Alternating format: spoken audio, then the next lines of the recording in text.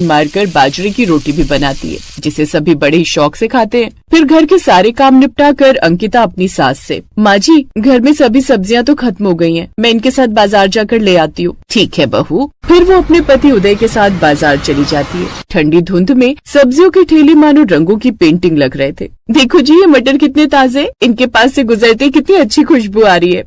हाँ हाँ ले लो, लेकिन ज्यादा मत लेना, माँ फिर बोलेगी इतनी सब्जी कौन खाएगा।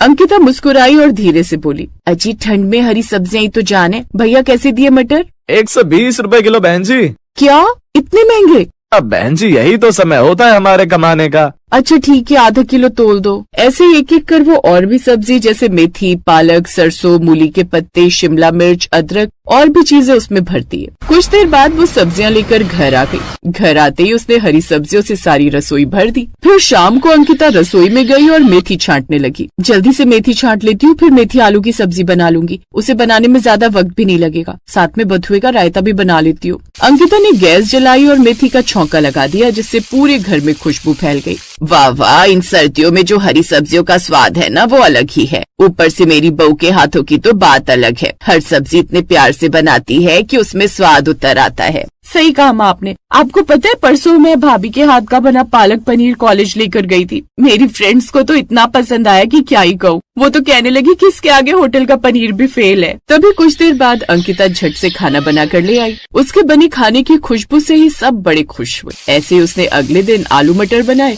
जो सबको बड़े पसंद आए। एक रोज, अरे सुषमा तू मेरी बहू के हाथ का खाना खाकर तो देख, तेरा ना दिल खुश हो जाएगा। क्या खाना बनाती है वो, आजा किसी दिन मेरे घर, तुझे खुद ही यकीन हो जाएगा। अच्छा ठीक है, चल अब मैं फोन रखती हूँ। माँ जी ये लीजिए अदरक वाली चाय। वैसे किससे मेरी इतनी तारीफ कर रही थी आप? अरे अपनी सहेली सुषमा से। बोल रही थी कि उसकी बहू को तो सही से खाना बनाना भी नहीं आता, तो मैंने कहा मेरी बहू तो बहुत ही अच्छा खाना बना लेती है। क्या माँ जी कितनी तारीफ करेंगी आप, मैं बस ठीक ठाक बना लेती हूँ, इतना भी अच्छा नहीं बना लेती। ऐसे ही दिन बीतने लगे। एक रोज अंकिता सब्जियां लेने बाजार गई तो सब्जियों के दाम सुनकर हैरान। क्या 100 रुपए किलो से नीचे कोई सब्जी नहीं है? ये अचानक सब्जियों के रेट इतने क्यों बढ़ गए? अब ठंड में सब्जियां इतनी दूर से पहाड़ी इलाकों से आती हैं, तो दाम तो मंडी पहुंचते पहुंचते अपने आप बढ़ जाते हैं। अच्छा तो एक काम करो, एक एक पाव सब तोल दो। एक एक पाव? भाभी जी मजाक कर रही हैं क्या आप तो हमेशा आधा किलो या 1 किलो सब्जियां लेकर जाती थी।